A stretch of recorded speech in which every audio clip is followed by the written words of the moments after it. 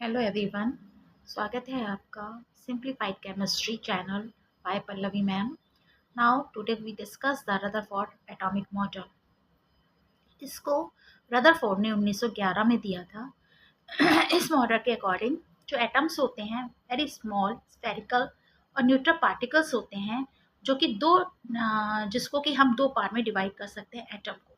एक तो होता है न्यूक्लियस पार्ट, सेंटर का उसका न्यूक्लियस पार्ट होता है, और दूसरा होता है उसके न्यूक्लियस के चारों का आउटर मोस्ट पार्ट। ठीक है, जो न्यूक्लियस जो होता है उसकी जो रेडियस होती है 10⁻⁻13 से 10⁻⁻12 सेंटीमीटर तक होती है। और न्यूक्लियस के चारों ओर जितना भी पार्ट होता है उसमें इलेक्ट्रॉन्स जो होते हैं आपके रिवॉल्व करते हैं। नेक्स्ट क्या है? नेक्स्ट इसका point, all positive charge and neutrons occur in nucleus. सारा पॉजिटिव चार्ज उसका और न्यूट्रॉन्स जो होते हैं वो न्यूक्लियस के अंदर रहते हैं एटम में। इसकी पूरे जो एटम होता है उसकी रेडियस अबाउट 10⁻⁻8 सेंटीमीटर तक होती है। और जो इलेक्ट्रॉन्स होते हैं are revolving around the nucleus, nucleus के चारों ओर रिवॉल्व करते हैं डिफरेंट ऑर्बिट्स के अंदर। लेकिन जब नंबर ऑफ इलेक्ट्रॉन्स होते हैं वो इक्वल होते हैं नंबर ऑफ प्रोटॉन्स के, इसलिए जो यानी पॉजिटिव चार्ज होता है वो नेगेटिव चार्ज के बराबर होता है एटम के अंदर, इसलिए एटम जो होता है वो न्यूट्रल होता है।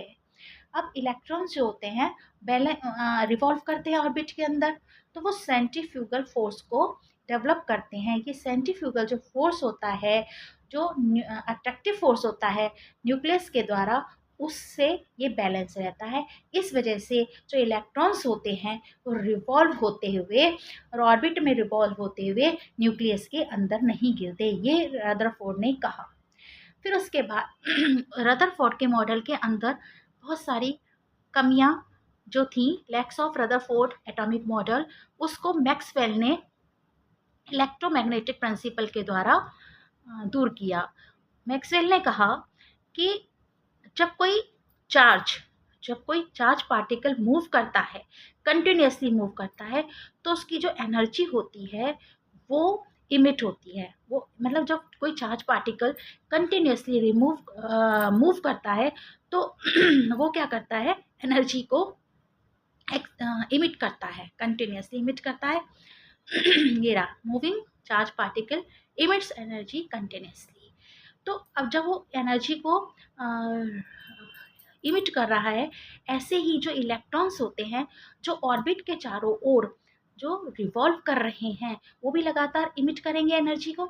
जब वो इमिट करेंगे एनर्जी, तो इसका मतलब धीरे धीरे उनकी जो एनर्जी होगी वो कम होती चली जाएगी।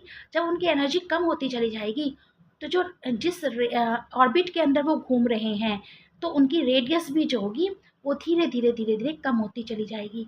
और लास्ट में जो इलेक्ट्रॉन होता है वो किस में गिर जाएगा? फिर जब ऑर्बिट जब धीरे धीरे कम होती जाएगी उसकी रेडियस, तो वो कहाँ गिर जाएगा?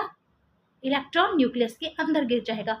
जब न्यूक्लियस के अंदर गिर गया इलेक्ट्रॉन, तो इसका मतलब एटम का एंड हो गया। तो ये कमी मैक्सवेल ने बताई रदरफोर्ड के मॉडल के अंदर। ठीक है, I hope you understand. Okay.